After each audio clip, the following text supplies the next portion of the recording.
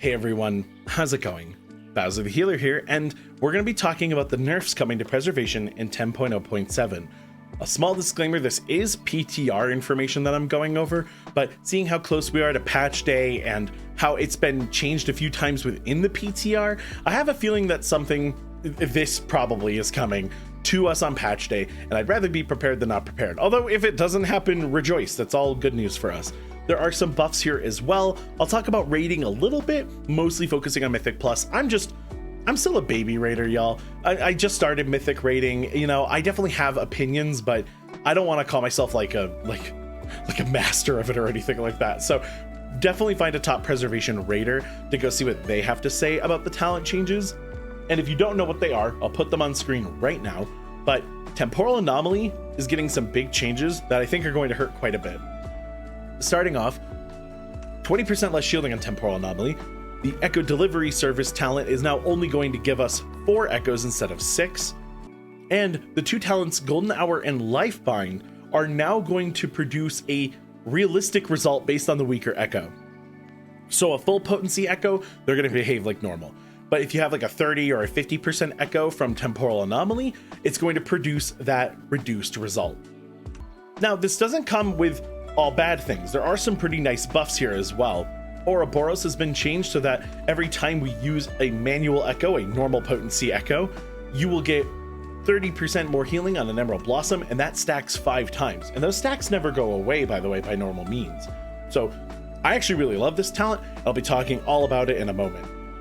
We also are getting more from, I think it's called Fluttering Seedling, and that means that the Emerald Blossom builds for raid and whatnot are going to be seeing a little more healing from that talent as well, which is great. And then one of the other big buffs is that Temporal Compression, which is a talent that stacks 4 times every time we use a bronze spell. Our breath abilities, our spirit blooms cast faster. However, Tip the Scales, for whatever reason, consumed it. So when you launched an instant cast like Fire Breath, for instance, you would then lose your Temporal Compression stacks. That is no longer the case. And with that new tier set coming, I have a feeling we're going to be feeling it a lot more often. And that's great news because I think that talent feels nice when it goes off. So what does this mean for raiding and for Mythic Plus? Well, for raiding, I think we got a little gutted here. I ultimately feel like I'm just going to use more Dream Breath setups and Spirit Blooms to heal and leave the reversion spot healing for exactly that, for spot healing. It's not going to feel the greatest, I would imagine, but I think it'll work. And if it doesn't work, we have tried and true Emerald Blossom build right there. So I'll play around with it, but again, I'd find a top raider and see what they think about it because I'm still a baby Mythic raider, all things considered. What about the Mythic Plus side of things? Well, one of the changes is that when you throw a Temporal Anomaly, you're going to have to throw an Echo to get a 5th target. A reminder that a stronger echo does not get replaced by a weaker echo. So if you do that in some order, like you mark 2 targets that are priority, you throw a Temporal Anomaly to prepare for the incoming damage, and then the incoming damage hits, those stronger ones are still going to be existing on the priority targets. But you're just not pressing reversion as often in this scenario, right? It would farm your living flames and it would be an amazing heal that would just get the job done in one button press. Yeah, unfortunately, you're gonna have to start using Dream Breath and Spirit Bloom and the new Emerald Blossom in order to make up for it. But this just kind of plays more like the healing when I first started playing, when I didn't have tier set. I was recommending people use these combos to help heal because, well, you could use reversions for spot healing, and when you don't have a lot of spot healing on the class, you would want to hold on to the reversions for, say, the tank or for when people got hurt. But with instant cast Living Flame still being a part of our tier set for now, it's just, right, like, it's not worth throwing out the reversion when it doesn't heal everyone very well, and it's only for Living Flames. Now, that being said, if there is downtime, please farm your instant cast Living Flames. But, yep, we're just going back to some old combo routes and some older healing methods. But we're good, and it's important I finally bring this up. We're kind of S tier. We've been S tier for a while. Like, we've been the best healer in almost every scenario for a while now. Us getting nerfed isn't the end of the world. We're still going to be really strong. And speaking of S tier, Emerald Communion, Lifebind. So Temporal Anomaly, Lifebind for the Verdant Embrace, and you end up getting this massive heal when you end up using Emerald Communion. It's amazing. You're sharing all that healing with everyone. It's huge. Who wouldn't want it? But in fact, it was so unbelievably broken that now that it is nerfed, it still heals more than enough in a Mythic Plus instance. God, if you have to deal with this in a dungeon, you're like, oh man, I should Emerald Communion everyone through this. You're still going to. They're still going to be healed quite a bit through it. It's just not going to be as disgusting as it was before. You're going to want to make sure that players are either topped off or have defensives running so that you can heal them up very efficiently. But that's not a hard ask out of players, and honestly, I think we're going to be okay. Talking about the talents, yes, I am running Ouroboros. So these stacks last forever. I have 5 sitting here that I set up before I started recording, and yeah, 150% healing on an Emerald Blossom is quite a lot. Right, you were seeing some 118,000 crits, some 56, 57k healing baseline.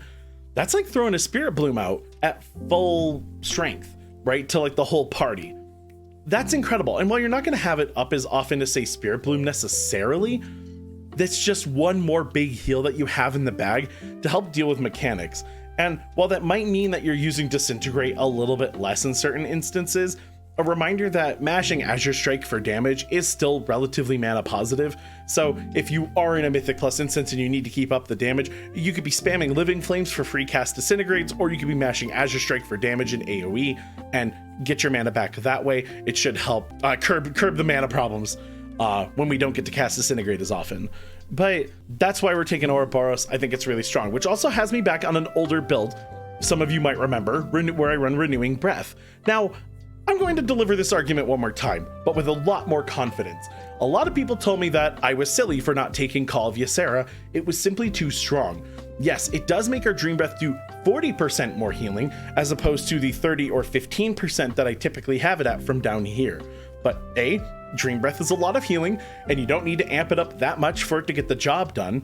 And this means that you have to use Verdant Embrace before you Dream Breath, or you're losing out on the value of it. Now, you don't have to necessarily, but then you're losing value out of the talent point, and having the 2 cooldowns tethered is less flexible in healing. Well, that wasn't so much of an issue with instant cast Living Flames and Temporal Anomaly to Reversion being an absolute godsend. But now that it's missing, I would rather have the flexibility. So going the way of Ouroboros into Renewing Breath, and I don't mind taking a point out of this or my point out of Time and Need to go into any of the other big talent tree points that I typically go to. It works great. I did an Algathar 14 and a Quarter Stars 15.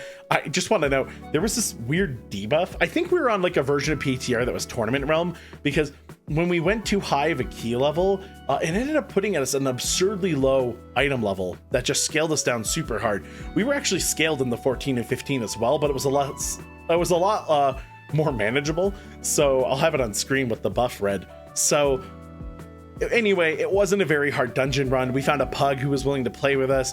Super cool player. Very happy that they joined us. And the end result, we're fine. Really, honestly, everything's okay. Like, it felt fine. I got to use some of my older combos and stuff. It was enjoyable. I had a very good time, and I think we'll all adapt quite nicely. Now, you do have to adapt. You will have to work a little bit harder, but that's not really a problem, I think. I find that this class is still incredibly strong. I've like done challenges where I've run like all the wrong talents, and I still do a preposterous amount of healing. So I'm not worried about all of us. I just think that the future is going to be very interesting, especially with that 2-piece. And I do plan on going over that this weekend. Hopefully I will get that video out, and we can talk all about the new tier bonuses, which I'm really excited about. But that's it for this video. I hope you all enjoyed it. Get subscribed for more healing videos and other World of Warcraft videos. And I will see you all soon.